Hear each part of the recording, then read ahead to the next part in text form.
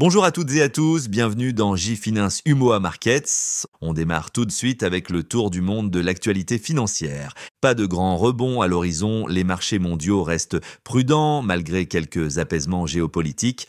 En Europe, c'est la douche froide à Paris. Le CAC 40 chute de 0,76%, notamment à cause du plongeon spectaculaire de Worldline, moins 38% après des révélations sur des flux occultes baptisés Dirty Payments.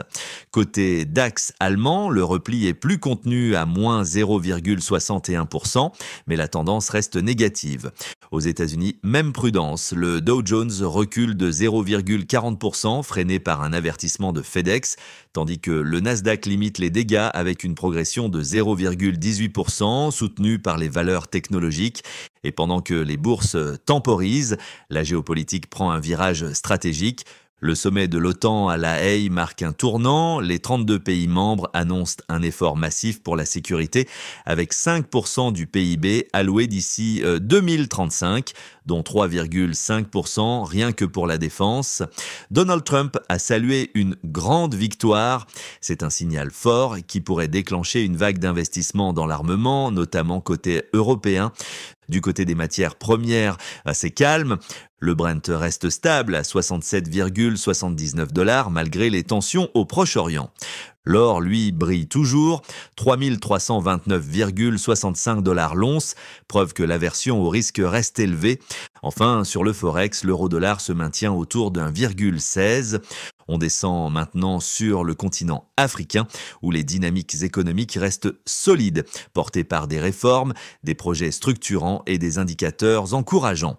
Commençons par le Sénégal, qui a reçu un soutien financier important de la Banque mondiale.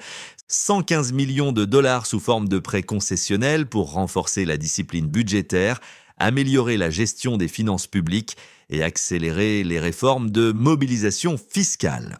C'est une marque de confiance, mais aussi une exigence de rigueur. Et justement, sur le plan budgétaire, les résultats du premier trimestre sont là. 1,27,8 milliard de francs CFA de recettes et dons collectés d'ici fin mars, soit plus de 21% des objectifs annuels fixés dans la loi de finances.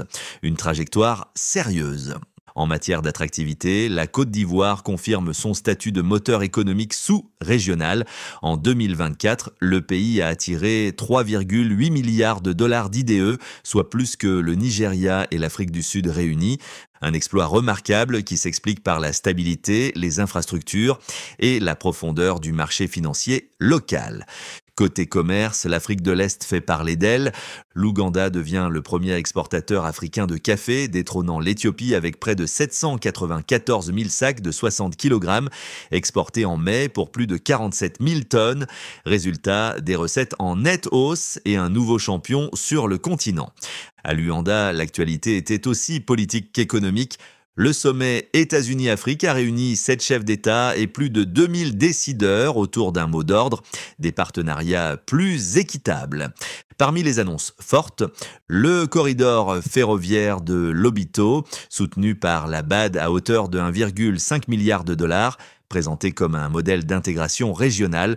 Autre sujet fort, le recyclage des actifs publics via Africa 50 et la volonté de dynamiser les obligations vertes en Afrique. Direction Bamako, maintenant, où l'on pourrait assister à une désescalade dans le bras de fer entre l'État malien et le géant minier Barrick.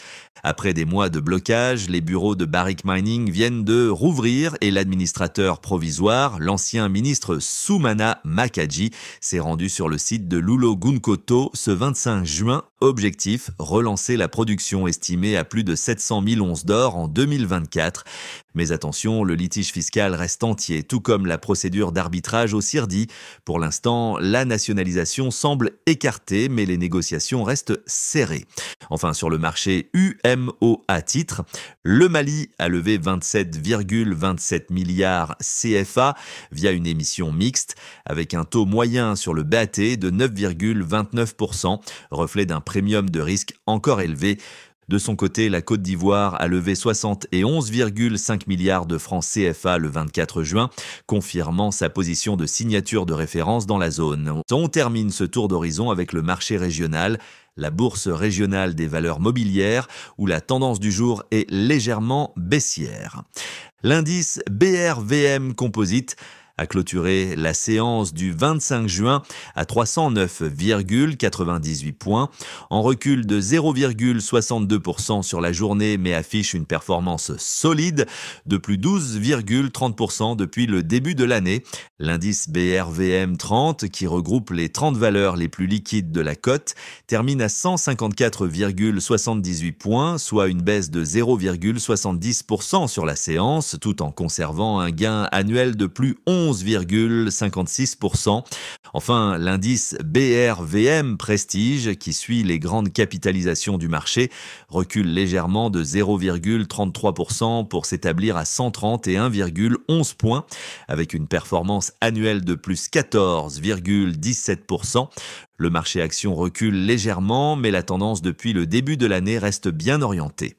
Analyse sectorielle.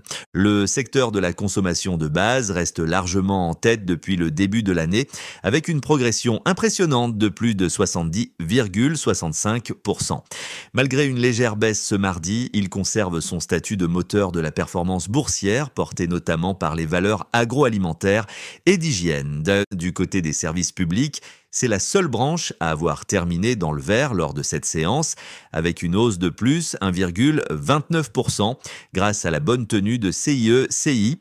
Le secteur de l'énergie, en revanche, signe la plus forte baisse de la journée, moins 2,09%, plombé par le repli de Vivo Energy CI. Enfin, les télécommunications restent dans le rouge sur l'année, avec une performance depuis janvier négative de moins 3,97%, confirmant leur sous-performance persistante dans cette phase de rotation sectorielle. Top 3 de la séance, Unilever CI brille avec une envolée de plus 7,49%, ce qui porte sa performance annuelle à plus 129%, une des meilleures de la cote. Tractafric Motors CI gagne plus 4,16%, confirmant son bon momentum. Et CIE-CI complète le podium avec plus 4,0%, porté par la dynamique des services publics. Flop 3 du jour, grosse chute pour Cerver Abidjan. CI, moins 7,45%, la valeur accuse le coup. SMBCI recule de moins 6,21%, malgré une performance annuelle encore positive. Et SODE termine en baisse de moins 5,40%, pénalisé par des prises de bénéfices. Leader absolu depuis janvier, Filtizac CI s'impose toujours en tête avec une envolée spectaculaire de plus 164% depuis le début de l'année. Malgré quelques prises de bénéfices récentes, la valeur reste solidement installée au sommet du palmarès 2025. Côté secteur, c'est la consommation de base qui mène la danse largement. Info Corporate à surveiller. Dividendes annoncés. Onatel 189,53 CFA 21 juillet. NSIA Bank CI 759,26 CFA 9 juillet. Coribank 555 francs CFA 7 juillet. Total Energy 222,40 CFA 11 juillet. Autres annonces, Movis CI sort de la cote. Société Générale CI convoque son assemblée générale pour le 14 juillet. Uniwax CI annonce un changement de direction et reporte son assemblée générale. Merci d'avoir été avec nous pour cet épisode de J-Finance Umoa Markets. Pensez à vous abonner, à partager et à vendredi.